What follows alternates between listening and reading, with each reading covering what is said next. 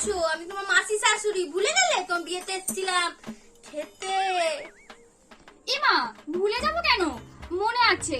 আপনি ঘরে এসে বসুন, আমি মামুনিকে ডেকে দিচ্ছি। তা মামনিটা কে শুনি একটু? আরে মামুনিটা আমার শাশুড়ি মা, মানে আপনার দিদি। আপনি বসুন, উনি এক্ষুনি আসছে।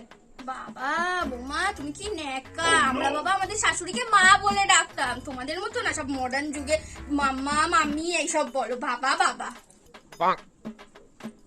এ বাবা, বৌমা তুমি কি জামা কাপড় পরে আছো? তোমাকে বাপের বাড়ি দিয়ে কিছু দেয়নি? তুমি নতুন তো বিয়ে করেছো, বুবাইকে বলো ভালো জামা কাপড় শাড়ি টাড়ি কিনে দিতে। তুমি কি সব পরে আছো? আসলে আমি এইরকম জামা কাপড়ে কমফোর্টেবল তো, তাই জন্য বাড়িতে এগুলো পরে থাকি। মামুনি আমাকে কিছু বলে না। বাবা আমার বাড়িতে এসব চলে না, আমার বৌমারা শাড়িই পরে। বাবারে বাবা, তুমি হাতে শাখা পলা পরনি বৌমা? এ কি? আসলে আমি খুব একটা শাখা পলা পরি না, অফিসে যাই তো, ওখানে এগুলো অ্যালাউ করে না। টুকটাক শাখা পলা পরি, খুব একটা পরি না। ও বাবিনের বউ আবার অফিসেও যায়? বাবা দিদি আয় আয়, বস বস। তোর বউটা কি ভালো হয়েছে, ওর সাথেই কথা বলছিলাম, খুব ভালো হয়েছে। আয় গল্প করি, আয় আয় বস। তোর বৌমার সাথেই কথা বলছিলাম, খুব ভালো মেয়ে ও।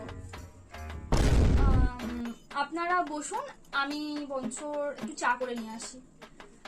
কি বিচ্ছু মাসিটা শরীর।